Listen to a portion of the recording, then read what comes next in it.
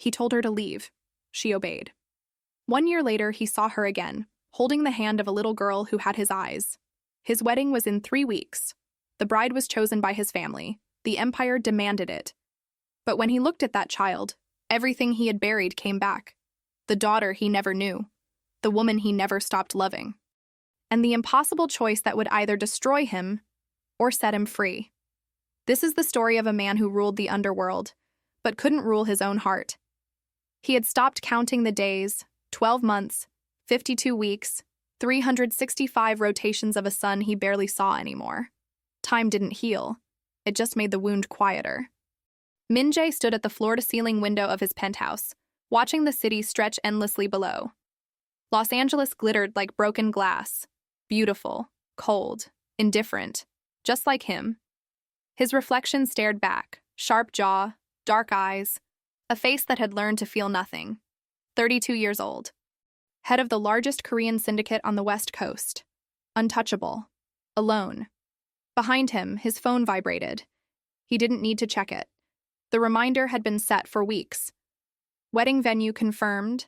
Guest list finalized. 3 weeks until ceremony. An arranged marriage. A strategic alliance between two families. His father's final command before dying. Min-jae had agreed because refusing would have meant war. And war meant bodies. Innocent ones. So he had chosen duty.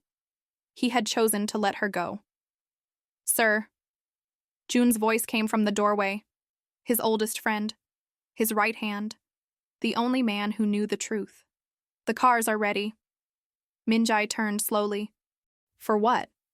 Your fiancé requested lunch, downtown. You agreed last week. He hadn't remembered. Hadn't cared enough to remember. Sun-hee was beautiful, educated, polished. Everything a crime lord's wife should be. And she felt like a stranger wearing someone else's face. Tell her I'll be late, Min-jae said flatly. Jun hesitated. She's persistent. So am I. The drive downtown was silent. Min-jae sat in the back of the black SUV, 2 armed guards in front, another vehicle trailing behind. The city blurred past. He didn't see it. All he saw was her. Amara. Her name was a prayer he had stopped saying out loud. She had been a graphic designer, freelance, independent. She'd walked into his legitimate front company one afternoon to pitch a branding proposal, and he'd known, instantly, that she was dangerous. Not because she carried a weapon, because she made him feel human. They had 6 months. 6 months of stolen nights and whispered promises, 6 months where he pretended he wasn't what he was, where she pretended she didn't know. And then his father died, and the empire demanded a sacrifice. He remembered the last time he saw her. Her apartment. Early morning light filtering through cheap curtains. Her standing in the doorway in one of his shirts, eyes full of hope. Stay, she had whispered. And he had looked at her, really looked, and said the cruelest truth he knew. Don't interfere. I'm marrying someone else. He had walked out. He hadn't let himself look back. The SUV stopped outside an upscale bistro. Jun opened the door. Min-jae stepped out into the California sun, his expression carved from stone. And then he saw her.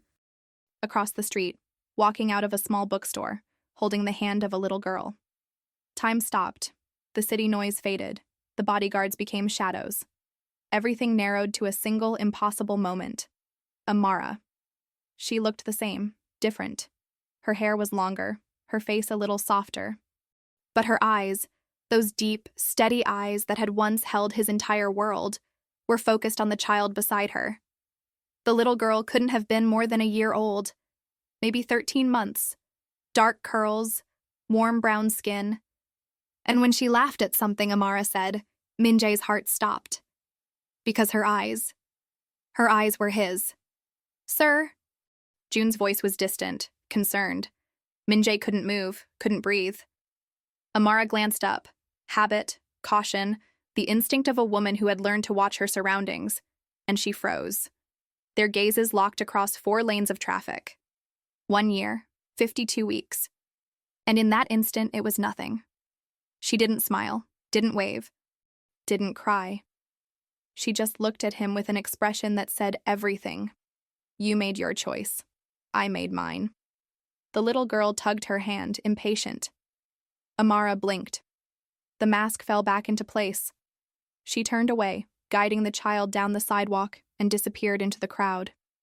Minjae stood frozen on the curb. Sir, June said quietly. Your fiancé is waiting inside. He didn't answer. All he could see was the little girl's face. All he could feel was the truth crashing through him like a bullet. She had his eyes. June made the excuses. Business emergency. Unavoidable. Sunhee would understand. She always did. That was the problem. Minjae sat in the back of the SUV, staring at his hands. Hands that had signed contracts in blood. Hands that had built an empire on fear and silence. Hands that had never held his daughter. Where to, sir? The driver asked carefully. The bookstore, Minjae said. The one across the street. June turned sharply. Sir, now! The SUV pulled a U-turn. Within minutes, they were parked outside the small independent bookstore. It was called Pages and Poetry. Warm light glowed through the windows. A handwritten sign advertised a children's reading hour on Saturdays. Minjae stepped out. His guards moved to follow. Wait here, he said. Sir, that's not protocol. I said wait. The bell above the door chimed softly as he entered. The smell of old paper and coffee filled the air. Shelves lined every wall. A few customers browsed quietly. And there, in the back corner, sitting cross-legged on a colorful rug, was Amara. She was reading to the little girl. A picture book about a brave mouse. Her voice was soft, animated, full of the warmth he remembered. The child sat in her lap, mesmerized. Minjae didn't move, didn't announce himself. He just stood there, watching the life he had walked away from. Amara finished the page, glanced up, saw him. Her entire body went rigid. For a moment, neither of them moved. The little girl turned, following her mother's gaze. Her big, curious eyes landed on Minjae. She smiled. It broke something inside him. Amara stood slowly, lifting the child onto her hip. She whispered something to the girl, then walked toward him with deliberate calm. When she stopped, 3 feet away, her expression was unreadable. You shouldn't be here, she said quietly. I know. You made it very clear a year ago that we were done. I know. Her jaw tightened. Then why are you here? He looked at the little girl. She was watching him with open curiosity, one small hand tangled in Amara's braids. How old is she? His voice was rough, unfamiliar. Amara's eyes flashed. 13 months. The math was simple, brutal. What's her name? Amara hesitated. Then softly, Mia. Mia. It meant mine in Italian, beautiful in Spanish, beloved in Swahili. Is she mine? The question came out hoarse. Amara's expression didn't change. Does it matter? Yes. Why? Her voice was steady, but her eyes were fire. You have a wedding in 3 weeks, a bride, a future. You chose that. I didn't know. You didn't ask. She adjusted Mia on her hip, her movements protective. You said don't interfere, so I didn't. I built a life. I'm building a good life for her. We don't need anything from you. Amara? No. Her voice cut through the quiet bookstore. You don't get to do this. You don't get to walk back into my life because you saw us on the street. You made a choice. Live with it. Mia reached out suddenly, small fingers stretching toward Minjae's jacket. He froze. Amara pulled her hand back gently. No, baby, not him. The words were a knife. Minjae forced himself to meet Amara's eyes. I need to know. Is she mine? Amara stared at him for a long moment. Then she did something he didn't expect. She laughed, not cruelly, not bitterly, just tired. You want a DNA test, a signed confession? What would you do with that information, Minjae? Tell your family? Introduce her to your world? She shook her head. She's 13 months old. She doesn't need a crime lord. She needs a father. And you chose not to be one. I didn't know she existed. You didn't want to know. Amara's voice softened, and somehow that was worse. You wanted clean. You wanted done. So I gave you that. I'm giving you that now. Walk away. Again. You're good at it. He wanted to argue. wanted to demand answers, wanted to fall to his knees and beg forgiveness for a sin he hadn't known he'd committed. But Mia was watching him with those eyes. His eyes. And he realized something. Amara was right. He had chosen. And his choice had built this wall between them. "I'm sorry," he said quietly. Amara blinked, surprised. She hadn't expected that. "For what?" she asked. "For making you do this alone."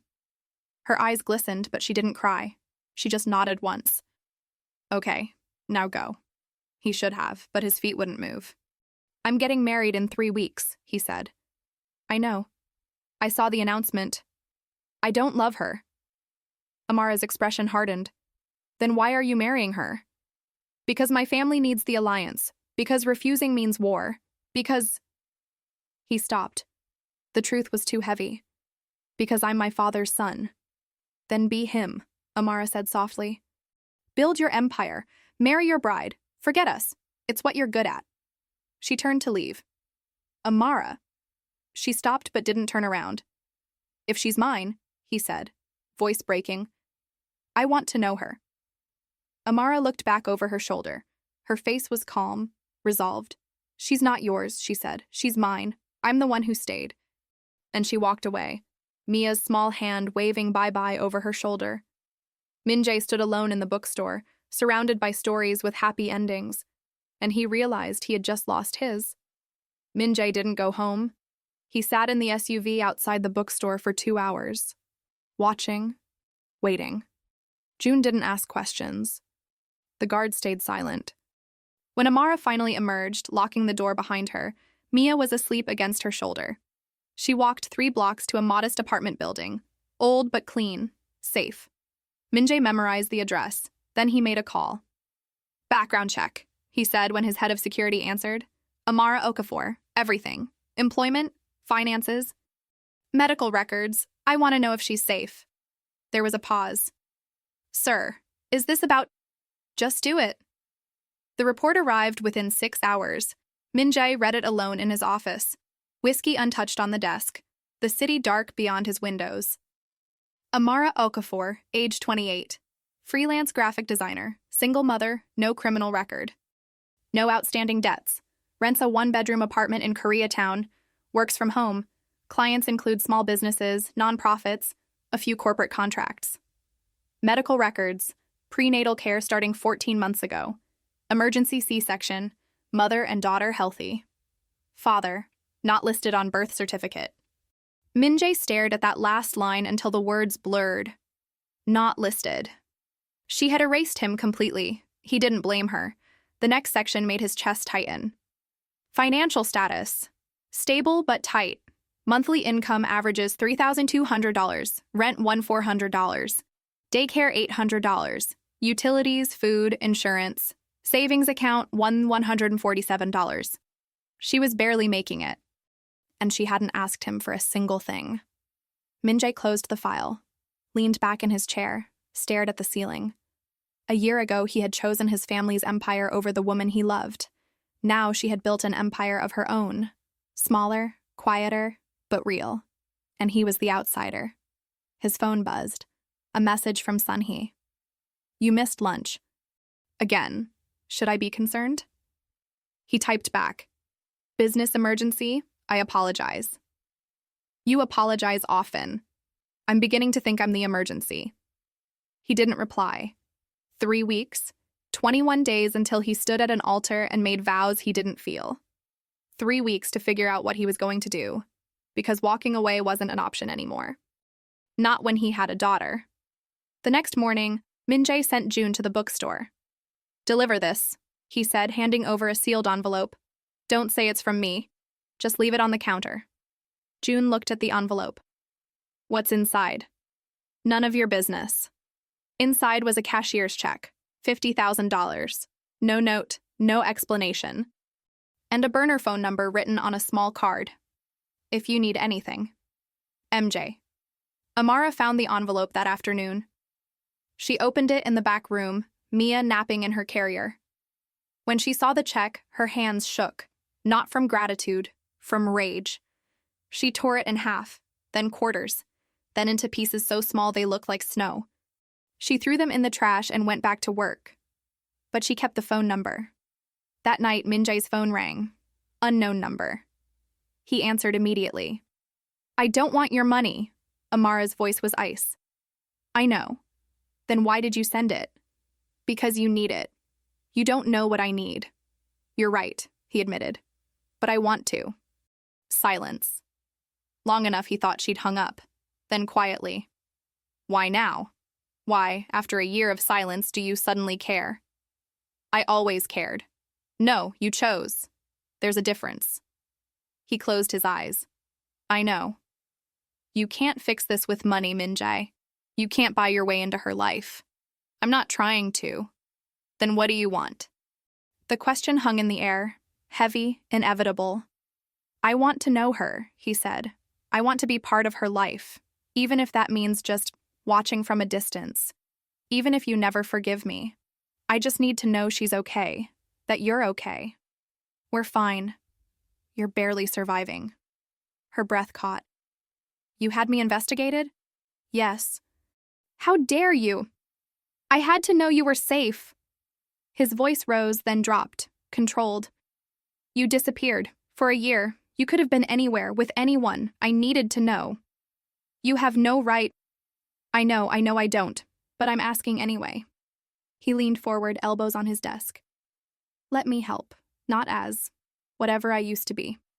Just as someone who wants to make sure you have what you need. We don't need you. I know. His voice broke. But maybe I need you. The line went silent. When Amara spoke again, her voice was soft. Careful. You're getting married in 3 weeks. I know. To someone else. Yes. Then what are you doing, Min-jae? He didn't have an answer, because the truth was too dangerous. The truth was, he'd rather burn his empire to the ground than walk away from them again. I don't know, he admitted. I don't know what I'm doing. But I can't pretend I didn't see her. I can't pretend she doesn't exist. She existed a year ago, Amara said quietly. You just didn't know. If I had, would it have changed anything? Her voice was hollow. Would you have chosen differently? Would you have walked away from your family's demands? He wanted to say yes. He couldn't lie to her. I don't know, he whispered. Amara exhaled slowly. That's what I thought. Amara. Good night, Min-jae. The line went dead. Min-jae sat in the dark, phone still pressed to his ear. And for the first time in a year, he let himself feel it. The grief, the regret, the unbearable weight of loving someone you had no right to love. He had built an empire on control, but he couldn't control this, and he had no idea how to let go. 2 weeks. 14 days until the wedding. Min-jae stopped sleeping. He spent his nights in the penthouse, staring at the photo June had taken. Amara and Mia leaving the bookstore. The little girl's face turned toward the camera, mid-laugh. He kept it in his desk drawer, locked, hidden, a secret that was destroying him. A brief pause. Before we begin, pay attention to this. Those who are already part of the channel's premium are watching content that doesn't appear here, getting videos before everyone else, and following the channel in a different way. Closer, more exclusive.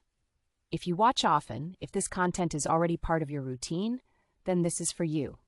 Joining is simple. Just click join here on YouTube. During the day, he attended wedding meetings, tasted cakes he couldn't taste, approved flower arrangements he didn't see. Sunhee smiled politely through it all, her eyes sharp and knowing. You're distracted, she said over dinner one night. They sat in a private room at an upscale Korean restaurant. Bodyguards outside, candlelight between them. Business, Min-jae said automatically. Is her name Business? He looked up sharply. Sunhee's expression was calm, almost kind. I'm not stupid, Min-jae. You disappear for hours. You don't return calls. You look at me like I'm a stranger. She folded her hands. There's someone else. He could have lied, should have, but he was tired of lying. Yes, he said quietly. Sunhee nodded slowly. Do you love her? Yes. More than you could ever love me. Yes. She didn't flinch, didn't cry. She just smiled sadly. Then why are you marrying me? Because your family needs you alive, she interrupted gently. Not miserable, not half dead. She leaned forward. I've known you since we were children, Minjai. And I've never seen you like this. Whoever she is, she's killing you by being absent. She has a child, he said. The words came out hoarse. My child. I didn't know until 2 weeks ago. Sunhee's eyes widened. Oh. I walked away a year ago. Made the choice my father would have made. And now. He looked down at his hands. Now I don't know how to unmake it. Sunhee was quiet for a long moment. Then she reached across the table and covered his hand with hers. Then don't marry me, she said simply. He stared at her. Our families need an alliance, she continued. But they don't need a marriage. We can negotiate something else. Trade agreements, territory sharing. There are other ways. Your father won't accept. My father will accept what I tell him to accept. Her voice was steel beneath silk. I'm his only daughter. He won't force me into a loveless marriage if I refuse. Sunhee, I deserve someone who looks at me the way you look at her, she said quietly. And you deserve to stop punishing yourself for being human. Minjai felt something crack inside his chest. Why are you doing this? He whispered. Because I've known you my whole life, Sunhee said. And I've never seen you fight for anything except power. Maybe it's time you fought for something real. She stood, smoothing her dress. I'll talk to my father tomorrow. You talk to yours. She smiled. Well, his memory at least. She left him alone in the private room. And for the first time in a year, Minjai felt something like hope. Minjai went to his father's grave. It was early morning. The cemetery was empty except for crows. His father's headstone was black marble. Simple, intimidating even in death. Kim Dae-jung, leader, father, legend. Minjai stood there for an hour, silent. I'm breaking the alliance, he finally said. Sunhee and I won't marry. I'm going to negotiate something else. Something that doesn't cost me my soul. The wind moved through the trees. You'd call me weak, Minjai continued. You'd say I'm choosing a woman over the family, over the empire. He paused. And you'd be right. I am. He crouched down, touching the cold stone. But I have a daughter, Abeoji. A daughter I didn't know existed.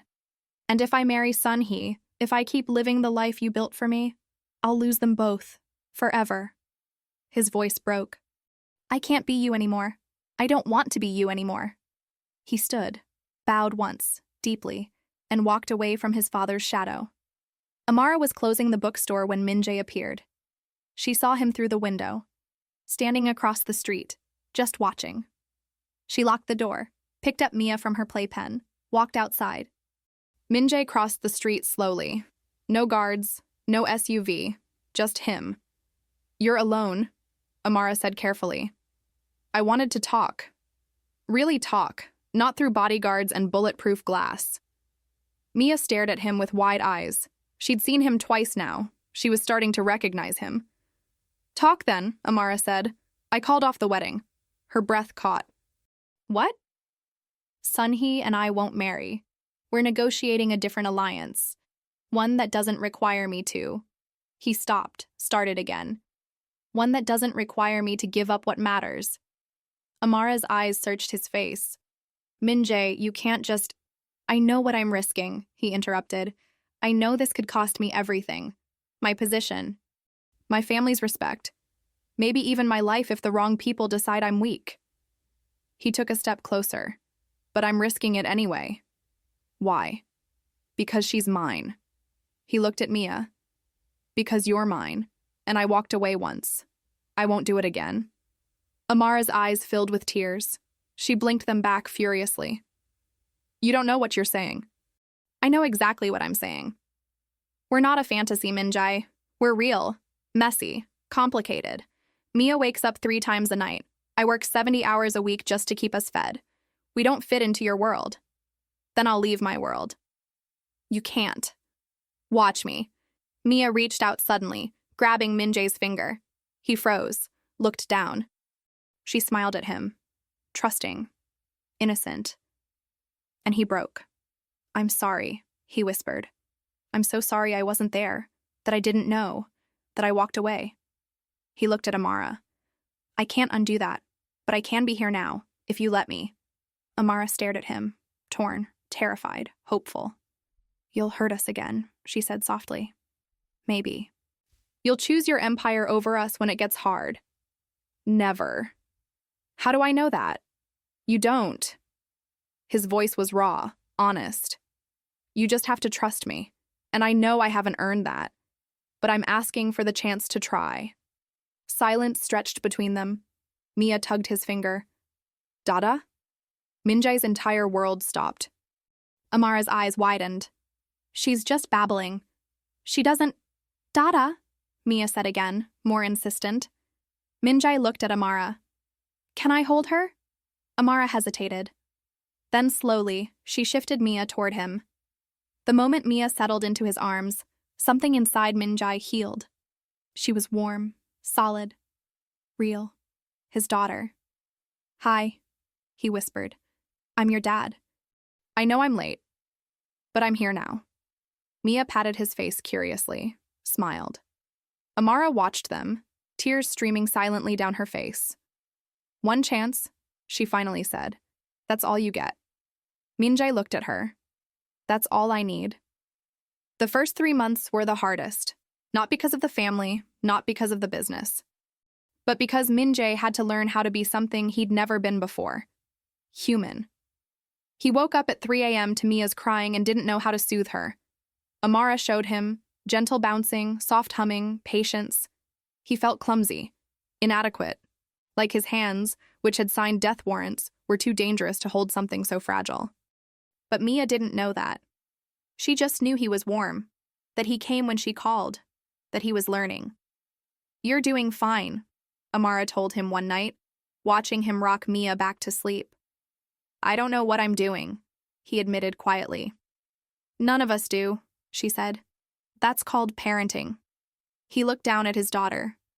She'd fallen asleep against his chest, one tiny fist curled in his shirt. "I missed so much," he whispered. "You're here now. That's what matters."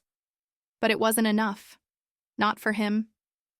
So he started asking questions. What were her first words? When did she start walking? What did she love? What scared her? Amara answered each one patiently, building the history he'd missed, filling in the gaps. And slowly, piece by piece, Minjae became a father. The business didn't forgive easily. Minjae called a meeting with his inner circle 2 weeks after calling off the wedding.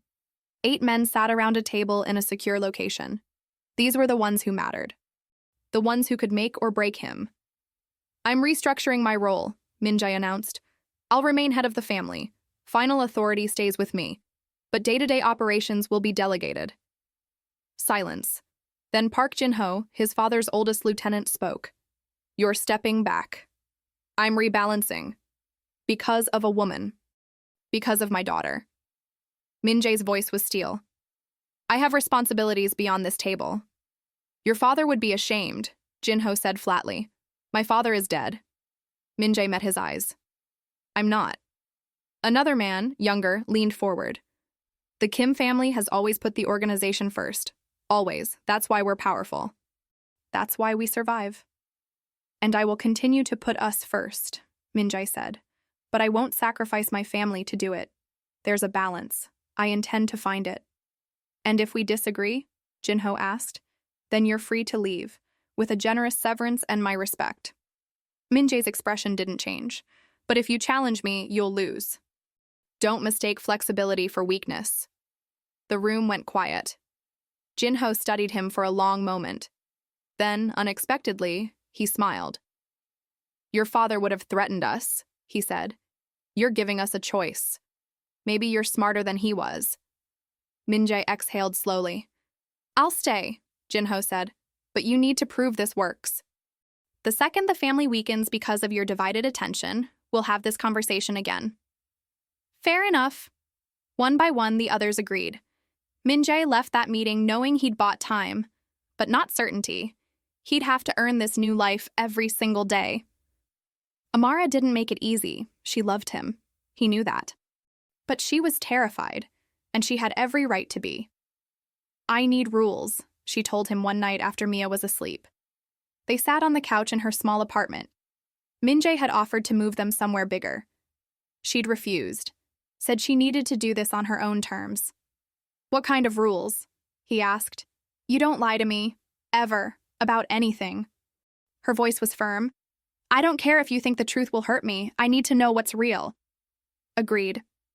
"You don't bring your work around Mia. No guns, no dangerous people, no meetings in our home." "Agreed." "And if this gets too hard, if your family demands you choose between us and them," she looked at him directly, "you tell me immediately. You don't make that decision alone." He reached for her hand. She let him take it. "I won't put you in that position again," he said. "You can't promise that." "I can promise I'll fight like hell to avoid it." She was quiet for a moment. Then, "I'm scared." "So am I." "Of what?" "Of failing you. Of being the man my father raised instead of the man you deserve." He squeezed her hand. "Of losing this." Amara leaned her head on his shoulder. "Then don't lose it." "I won't." It was a promise he intended to keep. Month 4 brought the first real test. A rival organization made a move on Kim territory. Bold. Aggressive. Designed to see if the rumors were true, that Min-jae had gone soft. The old Min-jae would have responded with overwhelming force. Swift, brutal, unmistakable. But he had Mia's laughter in his head now, Amara's trust in his hands. So he called a different kind of meeting. Neutral ground, no weapons, just conversation. The rival boss, a man named Chen, arrived with suspicion in his eyes. "You used to be predictable," Chen said. "Now I don't know what you are." "Smarter," Min-jae replied. "You took 3 blocks. I could take them back in a night. We both know that. But that means bodies. Attention. Federal investigations neither of us need." Chen leaned back. "So what do you propose?" "A partnership. You keep the blocks. But you pay a percentage to use our distribution network. We both profit. No bloodshed." "And if I refuse?" Min-jae's expression didn't change. "Then I'll do what my father would have done, and you'll lose everything. The difference is, I'm giving you a choice first." Chen studied him, then laughed. "You've changed. I've evolved. Because of a woman? Because I finally figured out what I'm fighting for." They shook hands. The deal was struck. Min-jae went home that night and kissed his daughter goodnight without blood on his hands. It felt like winning. 6 months in, Min-jae took Amara and Mia to meet his mother. She lived in a quiet neighborhood in Pasadena. Elegant, reserved. She'd separated from his father years before he died, unable to bear the violence anymore. Min-jae hadn't seen her in 2 years. He knocked on her door with Mia on his hip, Amara beside him. When his mother opened the door and saw them, her hand went to her mouth. "Min-jae," she whispered. "Yama, I'd like you to meet someone." Mia stared at her grandmother with wide eyes. Min-jae's mother started crying immediately. "She has your father's eyes," she said softly. "But your smile." "Her name is Mia." "Mia," his mother repeated, reaching out tentatively. Mia let her touch her hand. "And you must be Amara." Amara nodded, nervous. "It's an honor to meet you, Mrs. Kim." "Please, call me Haewon." She stepped back, wiping her eyes. "Come in, please." They spent the afternoon drinking tea while Mia played with old toys Min-jae's mother had kept in storage. His childhood things. A wooden train set, picture books in Korean. "I thought you'd never come back," his mother said quietly. "I didn't think I could," Min-jae admitted. "I thought I'd become him, completely." "But you didn't." "I almost did." Haewon looked at Amara, then at Mia. "They saved you." "Yes." "Then they saved me too." She reached across and took his hand. "I lost your father to that world. I thought I'd lost you too, but you found your way back." Min-jae's throat tightened. "I'm trying. That's all any of us can do." When they left that evening, Mia waved bye-bye to her grandmother. Haewon stood in the doorway watching them go, tears streaming down her face. But she was smiling. The house in Silver Lake came next. Min-jae bought it outright, cash, a small craftsman with a backyard and a garden, nothing like the penthouse. Nothing that screamed wealth or power. Just a home. Amara cried when she saw it. "It's too much," she said. "It's ours. Minjai, marry me." She froze, stared at him. "What?" He got down on one knee, right there in the empty living room, pulled out a simple ring, nothing ostentatious, just a single diamond on a platinum band. "Marry me," he said again. "Not because I'm trying to trap you. Not because I think you need me, but because I need you. Because Mia needs both of us. Because I want to spend the rest of my life proving I'm worth the chance you gave me." Amara's hands covered her mouth. "I love you," Minjai continued. "I loved you a year ago when I was too stupid to choose you. I love you now. I'll love you 50 years from now. So please, marry me." Mia toddled over, curious. "Dada?" Minjai scooped her up with one arm, still on one knee. "What do you think, baby girl? Should Mama marry Dada?" Mia clapped. "Yay!" Amara laughed through her tears. "That's not fair. You're using our daughter as leverage. I'll use whatever works." She looked at him. Really looked. Saw the man who'd walked away.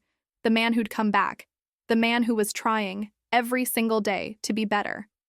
"Yes," she whispered. Minjai stood, Mia between them, and kissed her. "Yes?" he asked against her lips. "Yes, you impossible man. Yes." Mia squealed and clapped again, delighted by something she didn't understand but could feel was important. And in that moment, standing in an empty house that would become their home, Minjai understood something. He'd spent his whole life building an empire. But this moment, this woman, this child, was the only kingdom that mattered. The wedding was small, just 20 people. Haewon, June, Sunhee, who brought her new fiancé and gave Amara a warm hug, a few of Amara's friends, Jin-ho and 2 other lieutenants who'd become unexpected supporters. They got married in the backyard of their new home. Mia was the flower girl, scattering petals everywhere except the aisle. Everyone laughed. Minjai wore a simple suit. Amara wore a cream dress that made her look like sunlight. When the officiant asked if he took Amara to be his wife, Minjai didn't hesitate. "I do, completely, forever." Amara cried. He cried. Even June looked suspiciously misty-eyed. When they kissed, Mia yelled, "Yay!" and everyone applauded. That night, after the guests left and Mia was asleep, Minjai and Amara sat on the back porch under string lights. "We did it," Amara said softly. "We did. I didn't think this was possible a year ago. Neither did I." She leaned against him. "Do you miss it? Your old life?" "No. Not even a little?" "Amara." He turned to face her. "I spent 32 years being someone I hated, doing things that kept me awake at night, building power I didn't want." He brushed a strand of hair from her face. "And then I met you. And for the first time, I wanted to be better. Not for the family, not for the business. For you, for Mia, for myself. You are better. I'm trying to be. That's what makes you better." They sat in comfortable silence, watching stars appear in the LA sky. "Thank you," Minjai said eventually. "For what?" "For not giving up on me. Even when I gave up on us." Amara kissed him softly. "You came back. That's what matters." "I'll always come back," he promised. "No matter what. You and Mia, you're my home now." "Good," she whispered, "because we're keeping you." 1 year later. Minjai woke to small hands patting his face. "Dada, up, up!" He opened his eyes. Mia stood beside the bed, hair wild, wearing her favorite pajamas, the ones with cartoon tigers. She'd turned 2 last month, was talking in full sentences now. Opinionated, fearless, exactly like her mother. "Good morning, Trouble," he murmured. "Pancakes, Dada? Peas?" "Please," he corrected gently. "Peas," she insisted, grinning. He laughed. "Okay, pancakes." Amara stirred beside him, still half asleep. "What time is it?" 6 a.m. "Too early," she groaned. "Mama, pancakes!" Mia climbed onto the bed. "Mia, sweetheart, Mama needs sleep." "No sleep! Pancakes! Min-jae scooped her up. Come on, baby girl. Let mama rest. We'll make breakfast together. Mia cheered. Cook with Dada! In the kitchen, Min-jae set her on the counter and let her help by stirring the batter. She got flour everywhere. He didn't care. Dada? She said after a moment. Yes, baby? Love you. His heart stopped. She'd said it before, but it hit him new every time. I love you too, Mia. So much. This much? She spread her arms as wide as they'd go. More, he said, spreading his arms wider. This much. She giggled. So big. The biggest. Amara appeared in the doorway, wrapped in his old shirt. Room for one more? Always. She joined them, and together they made the messiest, most perfect pancakes in the world. After breakfast, Min-jae took Mia to the park while Amara worked on a client project. He pushed her on the swings, helped her down the slide, chased her around the playground. Other fathers were there. Some knew who he was. Most didn't care. Here he was just another dad, worried about scraped knees and snack time. And it was the most powerful he'd ever felt. That afternoon, June called. The Henderson deal closed. Profit margins are up 18%. Jinho says the new distribution model is working better than expected. Good, Min-jae said, watching Mia build a tower with blocks. Also, the Chen partnership is paying off. No conflicts in 6 months. Everyone's making money. Even better. You were right, June admitted. About the restructuring. About finding balance. It's working. Min-jae smiled. Thanks for trusting me. Always. June paused. How's fatherhood? Exhausting. Terrifying. The best thing I've ever done. You sound happy. I am. After hanging up, Min-jae sat on the floor with Mia. She handed him a block. Build, Dada. What are we building? Castle. A castle for a princess? No, castle for Mia. He laughed. Of course, a castle for Mia. They built together, her small hands knocking down towers he carefully constructed. She thought it was hilarious. And he realized something. This was his empire now, not territory or power or fear. These moments, this love. That evening, the family sat on the back porch, Mia in Min-jae's lap, Amara beside them, watching the sunset paint the sky gold and pink. Tell me a story, Dada, Mia requested. What kind of story? Princess story. Amara smiled. This should be interesting. Min-jae thought for a moment, then began. Once upon a time, there was a prince who lived in a very tall tower. He had everything, jewels, gold, power, but he was very lonely. He didn't know how to be happy. Mia listened, enraptured. One day, a beautiful woman came to the tower. She wasn't a princess. She was just herself. And when the prince saw her, something changed. For the first time, he wanted to be better. Did he love her? Mia asked. Very much, but he was scared, so he sent her away. That's sad, Dada. It was very sad. The prince thought he'd done the right thing, but he was wrong. What happened? The woman had a baby, the most beautiful little girl in the world. Mia smiled. Like me? Exactly like you, Min-jae said, kissing her head.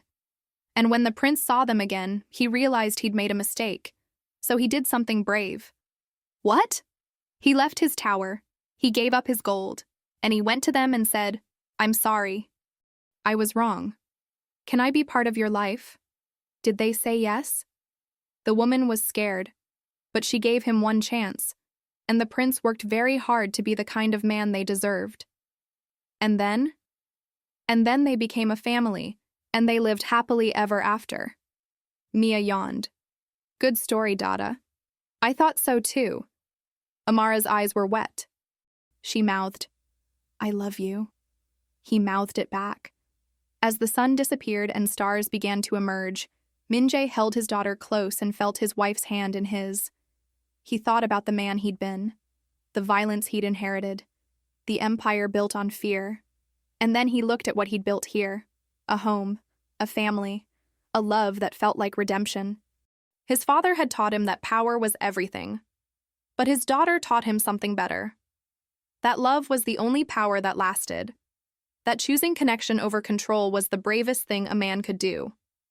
That walking away from darkness toward light wasn't weakness, it was strength. Mia fell asleep in his arms, peaceful and trusting. And Min Jae made a silent promise. He would spend the rest of his life being worthy of this. Of them. He would be the father his daughter deserved, the husband his wife chose, the man he'd always wanted to be. Not perfect, but present. Not powerful, but loving. Not his father, just himself. And that, he finally understood, was enough. The empire he'd spent his life building had crumbled, but from its ruins he'd found something infinitely more valuable. A home, a family, a second chance. And as the night settled around them, stars bright above, Min Jae closed his eyes and breathed in this moment. This perfect, impossible, beautiful moment. He had been a prince in a tower. Now he was a father in a garden, and he had never been happier. This was his empire now, and it was everything. Before you go, just a quick reminder. If you want exclusive stories, members-only videos, and early access before anyone else, you can become a channel member by clicking Join right here on YouTube. Your support helps this channel grow and allows me to bring you deeper, more powerful stories every week. All support options are in the description. Thank you for being here. See you in the next story.